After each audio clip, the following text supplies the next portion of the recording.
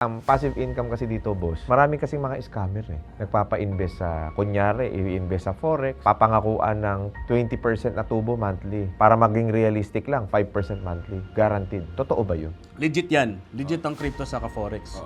Ngayon, ang scam is yung nagpapa-invest sa'yo doon. So you have to do your own due diligence. Mag-search ka sa Google. Ang dami-daming regulated na na platform. Okay, a perfect example ng guaranteed is yung bank account mo. May interest rate yun, di ba? Ayun, guaranteed yun. Next, fixed deposit. Huhulog ka ng 2 taon tapos ilalak yun ng 5 taon. Guaranteed yun. O depende sa contract nung financial institution ng bangko. O meron din yung mga insurance company, minsan nagre-release sila ng mga endowment na policies kaso medyo nasa long term yun ng kaunti.